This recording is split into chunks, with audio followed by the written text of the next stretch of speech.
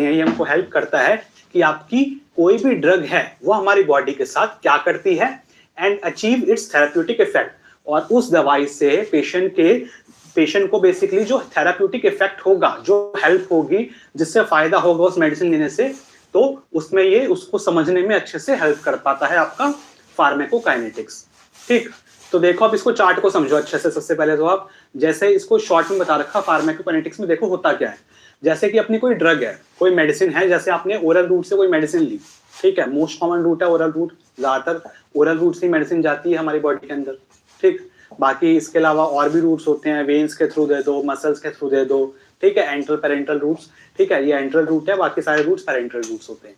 ठीक, तो आपका ओरल जब मेडिसिन हम लेते हैं तब क्या होगा, मेडिसिन जाएगी आपके स्टमक में, स्टमक में जाने के बाद जाएगी अपने इंटेस्टाइन में। ठीक है, इंटेस्टाइन में क्या होता है, एब्जॉर्प्शन होता है।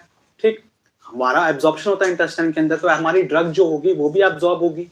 ठीक है, स्टमक से एब्जॉर्ब होगी, इंटेस्टाइन से थोड़ी सी एब्जॉर्ब होगी, एब्जॉर्ब होने के बाद कहाँ जाएगी, ये जाती है हमारे लीवर में। ठीक है, in the case oral route में, जब ओरल से ले रहे हैं, ठीक है, तब क्या होगा, हमारी जो ड्रग है, जो मेडिसिन है, वो कहाँ पे जाएगी, लीवर में जाएगी। लीवर में जाने के बाद क्या होगा, इसका मेटाबॉलिज्म होगा। ठीक है, लीवर क्या करेगा, उस ड्रग को मेटाबोलाइज कर देगा, बायो ट्रांसफॉर्मेशन कर देगा, मतलब कि इनएक्टिव फॉर्म से एक्टिव फॉर्म में कर देगा, या फिर एक्टिव फॉर्म से इनएक्टिव फॉर्म में कर देगा उस मेडिसिन को। ठीक है, मेटाबोलाइज होने के बाद अब क्या होगा, हमारी जो ड्रग है वो जाएगी, डिस्ट्रीब्यूट होगी, पूरी बॉडी में डिस्ट्रीब्यूट होगी। अब डिस्ट्रीब्यूट कैसे होगी, ये जो मेडिसिन है लिवर से कहाँ जाएगी, हमारे हार्ट के पास, ब्लड के थ्रू होते होते कहाँ जाएगी, हमारे हार्ट में चली गई। हार्ट का काम क्या होता है, पूरी बॉडी में ब्लड को पंप करना, सर्कुलेट करना ब्लड को। ठीक है, तो हार्ट क्या करेगा, पूरी बॉडी में ड्रग को भी सर्कुलेट करेगा। ठीक है, ड्रग को सर्कुलेट करने के बाद जहां पे भी आपके ड्रग को एक्शन परफॉर्म करना है, सपोज करो मेरे हाथ में चोट लग रखी है, इधर आके उस मेडिसिन को काम करना है, इस हाथ में पेन को कम करना है।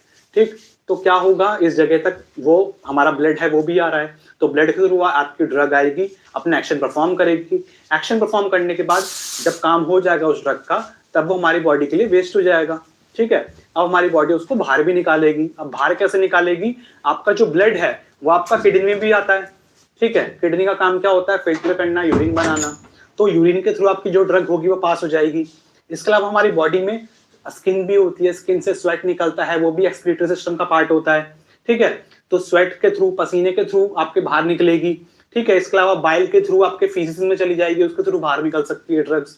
तो इस तरीके से आपकी जो मेडिसिन है वो आती है, एब्जॉर्ब होती है, मेटाबोलाइज होती है, उसके अलावा आपका जहां पे जरूरत होगी वहां पे जाएगी, अपना एक्शन परफॉर्म करेगी। उसके बाद हमारी बॉडी उसको इन फॉर्म्स में, in the form of urine, sweat, bile, इनके थ्रू अपनी ड्रग जो होगी वो बॉडी से बाहर चली जाएगी। ठीक है, तो इस तरीके से कोई भी ड्रग अपनी काम करती है। इस प्रोसेस को हम बोलते हैं ADME। ADME, ADME का मतलब एब्जॉर्प्शन, डिस्ट्रीब्यूशन, मेटाबॉलिज्म और एक्सक्रीशन। ठीक है, कोई भी ड्रग है वो एब्जॉर्ब होगी, डिस्ट्रीब्यूट होगी, मेटाबोलाइज होगी और एक्सक्रीट आउट हो जाएगी। ठीक है, ये जो प्रोसेस होता है ये आपका पेरेंटल रूट के लिए है। ठीक है, सपोज करो किसी ने डायरेक्टली वेन में मेडिसिन दे दी। ठीक, अब वेन के थ्रू यानी कि एब्जॉर्प्शन की दिक्कत ही खत्म। ठीक है, डायरेक्टली वो क्या हो रही है, डिस्ट्रीब्यूट हो रही है, ब्लड के थ्रू आपके लिवर में जा रही है, या फिर मेटाबोलाइज हो रही है, ब्लड में भी मेटाबोलाइज होती है, लिवर में भी मेटाबोलाइज होती है।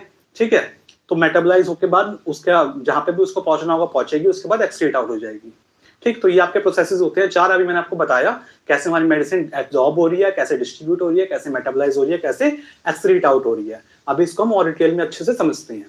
सबसे पहले देखो आप एब्जॉर्प्शन। ठीक है, एब्जॉर्प्शन क्या होता है, एब्जॉर्प्शन को हम डिटेल में आगे और देखने वाले हैं। तो एब्जॉर्प्शन के लिए, किसी भी ड्रग को एब्जॉर्ब कराने के लिए उसका पहले हमारी बॉडी में एडमिनिस्टर करना जरूरी है। पहले बॉडी में जाना तो जरूरी है, तभी तो एब्जॉर्ब कर पाओगे। अब जाएगी कैसे वो ड्रग, ओरल रूट से जाएगी, इंट्रामस्कुलर रूट से जा सकती है, मसल्स में इंजेक्शन लगता है उसके थ्रू जा सकती है, सबक्यूटेनियस इंजेक्शन लगता है उसके थ्रू जा सकती है, वेन में इंजेक्शन लगता है उसके थ्रू जा सकती है। ठीक है, तो अब बहुत सारे रूट ऑफ ड्रग होते हैं। ठीक है, वो आपको बता रखा है मैंने पहले ही, काफी सारे रूट्स बता रखे हैं। तो ड्रग का पहले एब्जॉर्ब होने के लिए आपके जो ड्रग है उसको एडमिनिस्टर करना जरूरी है। ठीक है, किसी भी रूट से ओरल से जाएगी तो क्या होगा, drug is ingested, undergoes dissolution. सबसे पहले ड्रग हम खाते हैं, इंजेस्ट होता है, उसके बाद वो ड्रग होती है क्या होती है, डिसॉल्व होती है, डिसोल्यूशन होता है उसका, यानी कि ब्रेक डाउन होता है।